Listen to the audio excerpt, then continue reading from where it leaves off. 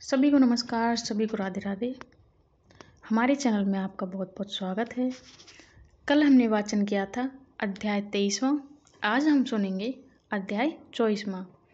तो सूत जी कहते हैं कि भागीरथ के वंश में सौरदास नाम का एक राजा हुआ, जिसका पुत्र मित्रसह था।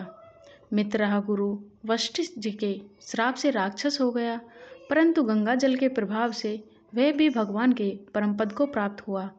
ऋषि पूछने लगे कि हे सूत जी, गुरु वशिष्ठ ने किस कारण से श्राप दिया, सो आप कृपा करके यह कथा विस्तार पूर्वक कहिए। तब सूत जी कहने लगे कि हे ऋषियों, एक समय अति धर्मज्ञ राजा सौरदास कुछ साथियों सहित शिकार खेलने के लिए वन में गया।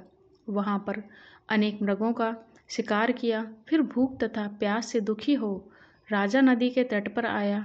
यहाँ पर उसका पुत्र मित्र सह नित्य नियम करता। राजा ने रात्रि वहीं पर ही बिताई। प्रातकाल होते ही वहां से उठकर फिर शिकार की तलाश में चल पड़ा।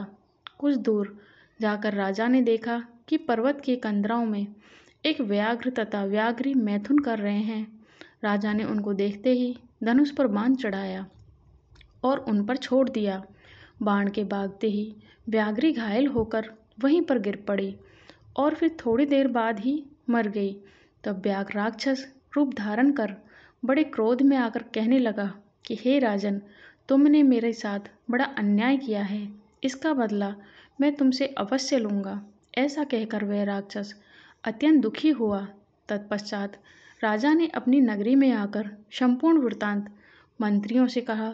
कुछ समय बीतने पर राजा सौरदास ने मुनियों को बुलाकर अश्वमेध यज्ञ किया और गुरु वशिष्ठ जी ने विधि पूर्वक ब्रह्म आदि देवताओं को हवि देकर यज्ञ समाप्त किया। फिर स्नान करने के लिए नदी के तट पर चले गए। इतने में वह राक्षस, जिसके राक्षसी को राजा ने वन में मार दिया था, क्रोधित होकर अपना बदला लेने के लिए वहां पर आया और गुरु वशिष्ठ जी को वहां पर न देख उन्हीं रानी दमयंती से कहने लगी कि आप क्षत्रिय के पुत्र हैं, क्रोध को त्याग दें। जो भोग आपके भाग्य में लिखा है उसको भोगो। जो मनुष्य गुरु से हुंकार तुंकार करता है वह वन में जाकर ब्रह्म राक्षस होता है। स्त्री के वचनों को सुनकर राजा क्रोध को त्याग कर विचारने लगा कि अब क्या करना चाहिए। फिर राजा ने उस जल को ज्यों ही अपने पैरों में डाला, त्यों ही उसके पैर काले पड़ गए। इसी कारण वह काल मासपाद के नाम से विख्यात हुआ। तत्पश्चात राजा गुरु जी के चरणों में पड़ गया और क्षमा मांगने लगा। तब वशिष्ठ जी ने कहा, क्योंकि यह पाप तुमने अनजाने में हुक किया, इसके श्राप का प्रभाव केवल 12 वर्ष तक रहेगा। इसके बाद तुम अपने असली रूप में आ जाओगे और अनेक वर्ष तक राज्य भोग कर गंगा जल के प्रभाव से ज्ञान प्राप्त करोगे। तब भगवान विष्णु की सेवा करते हुए अंतकाल में परम शांति को प्राप्त हो जाओगे। इतना कहकर गुरु वशिष्ठ जी ने आश्रम चले गए और राजा राक्षसी देह को प्राप्त हो गया। वह भूख प्यास से दुखी होकर निर्जन वन में फिरने लगा। वहां एक कष्टों को सहन करता हुआ नर्मदा नदी के तट पर आया और वहां भी पशु पक्षी मनुष्य सर्प आदि खाकर विचरण करने लगा। संयोगवश एक दिन नर्मदा नदी के तट पर घूमते हुए स्त्री सहित स्मरण करते हुए एक मुनि को देखा। भूख से पीड़ित होने पर जैसे व्याघ्र मृग को पकड़ लेता है, उसी प्रकार उसने मुनि को पकड़ लिया। उसकी स्त्री ने जब अपने को राक्षस के हाथों में देखा तो वह राक्षस देहधारी राजा के आगे हाथ जोड़कर विनयपूर्वक बोली कि आप मेरे पति को मत मारो। आप वास्तव में राक्षस नहीं है, वरन सूर्य कुल उत्पन्न मित्रसेन नामक राजा हो। मेरा पुत्र अभी बालक है, अतः मैं बिना पति के इस वन में कैसे निर्वाह करूंगी। अतः तुम मेरे पति के प्राण का दान दे दो। प्राणदान के समान अन्य कोई दान नहीं है। उस स्त्री की इस प्रार्थना का राक्षस पर कोई प्रभाव नहीं हुआ और जैसे व्याघ्र एक मृग के बच्चे को पकड़कर खा जाता है, वैसे ही उस मुनि को भी उस समय अपनी स्त्री के साथ मैथुन कर्म कर रहा था, पकड़कर खा गया। तब मुनि की स्त्री ने उसे श्राप दिया कि मैथुन करते हुए तुमने मेरे पति को मारा है। अब तुम भी जब मैथुन करोगे तो मृत्यु को प्राप्त हो जाओगे। पुनः राक्षस देह धारण करोगे।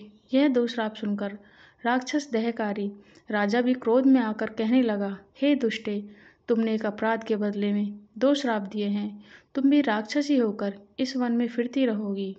इस कारण वह भी पिशाचनी हो गई और भूख प्यास से दुखी होकर उस वन में फिरने लगी। ऐसा कहकर सूत जी मौन हो गए। आगे वाली कथा अगली वीडियो में, अगले अध्याय में। यदि इससे पहले आपने चैनल को सब्सक्राइब नहीं किया तो प्लीज़ सब्सक्राइब करें, लाइक करें, शेयर करें। नमस्कार, सभी को राधे राधे। कल आपने सुना था अध्याय 24वां, जिसमें आपने जाना कि एक राजा को श्राप मिला जो राक्षस हो गया और उसने एक मुनि की पत्नी को श्राप दिया जो राक्षसी होकर वन में घूमने लगी। अब इससे आगे चलो जानते हैं, सुनते हैं अगला अध्याय। इस प्रकार वह राक्षस और पिशाचनी दोनों घूमते फिरते नर्मदा नदी के किनारे एक वट वृक्ष के नीचे आकर ठहरे।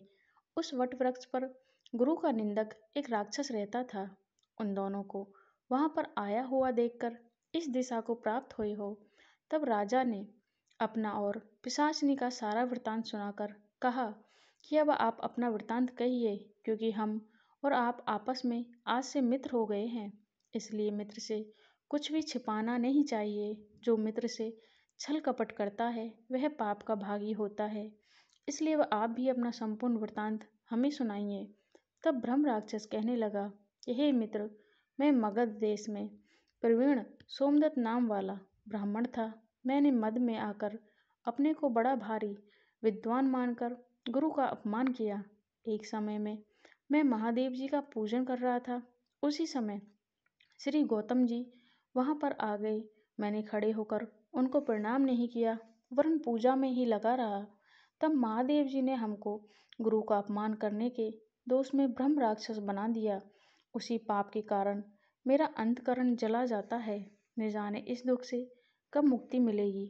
सूत जी कहते हैं कि हे ऋषियों, इस प्रकार गुरु की महिमा का वर्णन करने से उसके सब पाप नष्ट हो गए। इतने में उन्होंने दूर से आते हुए गर्ग मुनि को देखा तो दोनों राक्षस तथा पिशाचनी अपने दोनों हाथ उठाकर उनकी ओर भागे कि हमारा भोजन आ गया।